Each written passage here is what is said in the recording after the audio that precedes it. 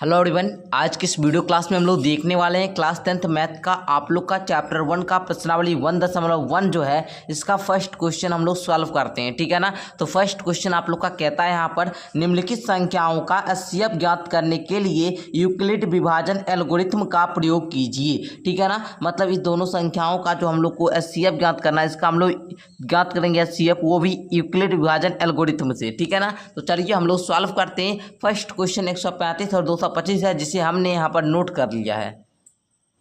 तो आ जाइए अब हम लोग इसको सॉल्व करते हैं। तो सबसे पहले आप लोग को पता होना चाहिए यहाँ पर जो ए का वैल्यू है ना, ए बराबर होता है बी क्यू प्लस का आर। ये कहता है यूक्लिड विभाजन एल्गोरिथम। आप लोग लिखेंगे यूक्लिड विभाजन एल्गोरिथम से ए बराबर बी क्यू प्लस का आर होता है ना। क्या लिखेंगे? यूक्लिड विभाजन एल्गोरिथम से कहता है कि ए बराबर में बी क्यू प्लस का आर का होता है। ये ए जो होता है ये बराबर होता है बी क्यू प्लस के आर के। ठीक है ना। तो हम लोग इससे सॉल्व करेंगे। ठीक है। तो थोड़ा सा हम यहाँ पर रब कर लेते हैं इस साइड और यहाँ पर हम लोग सॉल्व करेंगे। तो यहाँ पर ए का वैल्यू की बात करें तो जो सबसे बड़ा रहेगा ना वो ए का वैल्यू हुआ। ठीक है। और बी का वैल्यू है जो यहाँ पर छोटा है 135, तो इसको हम लोग बी का वैल्यू लेते हैं। अब हम लोग क्यू और आर हम लोग फाइंड करते हैं। तो देखिए यहाँ पर 135 से हम लोग 225 में लगाएं तो कितना बार में लगेगा? एक बार में। 135 आ गया, अब 5 में 5 गया 0, 12 में से 3 गया तो आ जाएगा आप लोग का 9। ठीक है। और ये तो कट जाएगा। फिर 90 से ये 135 यहाँ पर दिए, फिर 90 से एक बार में लगाएंगे, ये आप लोग का 45 आ जाएगा। और यहाँ पर 45 से फिर ये यहाँ पर 90 देंगे तो 45 दूना 90, ये पूरा समाप्त हो गया। यहाँ पर एचसीएफ हम लोग का 45 आया। लेकिन अब हम लोग इसको यूक्लिड विभाजन एल्गोरिथम से हल करते हैं। तो देखिए यहाँ पर क्या हो जाएगा, गुना में 135 में 1 से गुना किए। ठीक है। और कितना जोड़े तो आर हम लोग का 90 आया, तो शेषफल यहाँ पर 90 को लिख देना है। अब हम लोग यहाँ पर जो ए का वैल्यू है वो 135 है, तो हम लोग यहाँ पर ए का वैल्यू 135 लिखेंगे। और जो बी का वैल्यू है वो 90 है, 90 है, तो बी का वैल्यू लिख देंगे। और यहाँ पर जो आप लोग का क्यू का वैल्यू है, मतलब भागफल का जो वैल्यू है वो है 1, तो यहाँ पर 1 लिख देंगे। प्लस जो शेषफल रिमाइंडर बचा 45 उसको यहाँ पर लिख देंगे। ठीक है। अब देखिए ये चरण 2 हुआ। अब चरण 3 में क्या करना है, यहाँ पर देखिए ए का वैल्यू कितना आया 90, तो यहाँ पर 90 लिख देंगे। अब यहाँ पर हम लोग जो बी का वैल्यू है वो है कितना 45, तो यहाँ पर हम लोग 45 लिख देंगे। यहाँ पर 2 बार में भागफल है, भागफल कितना है 2, तो यहाँ पर 2 लिख देंगे। शेषफल कितना है 0, तो यहाँ पर 0 लिख देंगे।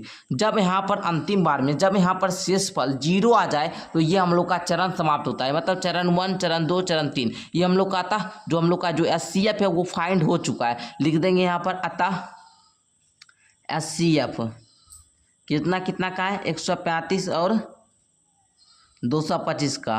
ठीक है ना। बराबर में कितना लिख देंगे 45, यही इसका उत्तर हो जाएगा। तो मैं आशा करूंगा कि आप लोग यूक्लिड विभाजन एल्गोरिथम का प्रयोग करके ये जो एचसीएफ है इसको निकालना सीख गए होंगे। ठीक है। इस विधि से भी निकाले, भाग विधि से इतना, इसमें भी हम लोग को 45 आया। और यूक्लिड विभाजन एल्गोरिथम से सॉल्व किए तो इसमें भी हम लोग को 45 आया। ठीक है। चलिए उसी प्रकार हम लोग दूसरा क्वेश्चन को भी यहाँ पर सॉल्व करते हैं। तो दूसरा क्वेश्चन को भी हमने यहाँ पर नोट कर दिया है। अब यहाँ पर आप लोग इसमें लिखेंगे यूक्लिड विभाजन एल्गोरिथम से।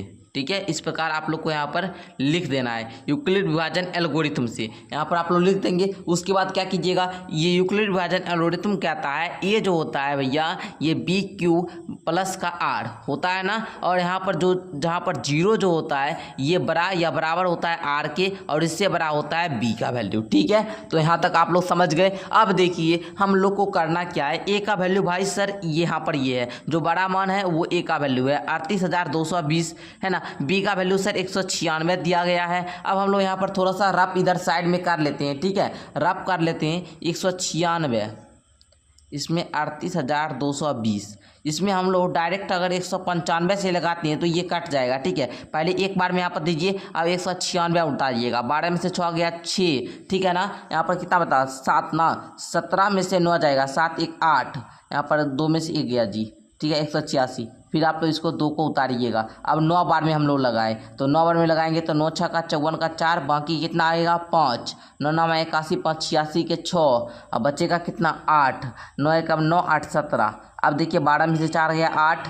ठीक है ना। उसके बाद देखिए यहाँ पर बचा 5, 15 एक पैंचा लेंगे 15, 15 में से 6 गया हुआ 9, अब 7 ये पूरा कट जाएगा। फिर अब हम लोग क्या करेंगे इस 0 को उतारेंगे। फिर 196 को 5 बार में लगाइए तो 6 5 30 का 0, बाकी कितना बचा 3 है ना। उसके बाद देखिए 5 9 45, 3 48 का 8, बाकी 4 5 1 5 4 9, ये पूरा पूरा कट गया। अतः हम लोग का 196 में 195 से गुना करेंगे तो क्यू का वैल्यू हम लोग का कितना आया 195। और शेषफल में क्या बचा जी 0 बचा, शेषफल में क्या बता 0, तो हम लोग लिखेंगे। और हम आप लोग को पहले ही बता दिए अगर हम लोग का रिमाइंडर 0 आ जाए तो वो चरण समाप्त हो जाता है। तो इसका फर्स्ट चरण में समाप्त हो गया तो हम लोग का HCF निकल चुका है। तो लिख देंगे अतः 196 और 38,220 का जो HCF होगा ये कितना होगा जी, यहाँ पर हमने आपको बता दिया 196 का इसका जो HCF होगा वो 196 ही होगा। ठीक है, ये बात आप लोग समझ गए। जो यहाँ पर अंतिम में B का वैल्यू आएगा वही इसका HCF होगा। और हमको ये चरण कब समाप्त होता है तो जब सर R का वैल्यू 0 आ जाता है। तो ये भी क्वेश्चन आप लोग सीख गए। अब क्वेश्चन नंबर 3 को देख लीजिए। इसी का क्वेश्चन नंबर 3 क्या कहता है 867 और 255 है। तो इसको भी हम लोग उसी प्रकार लिखेंगे। यहाँ पर यूक्लिड विभाजन एल्गोरिथम से, ठीक है, इसको लिख देंगे। यूक्लिड विभाजन एल्गोरिथम कहता है ए बराबर में BQ प्लस का R। इस प्रकार आप लोग लिख देंगे। जहाँ पर वो आप लोग लिख देंगे जहाँ पर 0 से बड़ा होगा R या फिर बराबर होगा R, ठीक है ना, या और उसके बड़ा होगा कौन B, तो उसको आप लोग लिख देंगे। तो देखिए ए का वैल्यू यहाँ पर 867 है, ठीक है। उसके बाद यहाँ पर B का वैल्यू कितना है 255 है। तो यहाँ पर हम लोग थोड़ा सा साइड में रब कर लेंगे। 255 से 867 में लगाइए, कितना बार में लगेगा तो हम लोग 3 बार में लगा कर पहले देखते हैं। तो देखिए 5 या 15 का 5, बाकी कितना हुआ 1, 5 या 15, 1 16 का 6, बाकी 1 3 दूना 6, 1 7। अब घटाइए 7 में 5 गया 2, यहाँ पर कितना है जी 6, 6 में 6 गया 0, 8 में 7 गया 1, 102 आ गया। तो यहाँ पर लिखेंगे गुना कितना 3 ना, गुना 3। अब प्लस में R का वैल्यू कितना आया 102। अब इस 102 से 255 में लगाएंगे तो देखिए कितना बार में लगेगा 2 बार में लग जाएगा जी सर, लग जाएगा।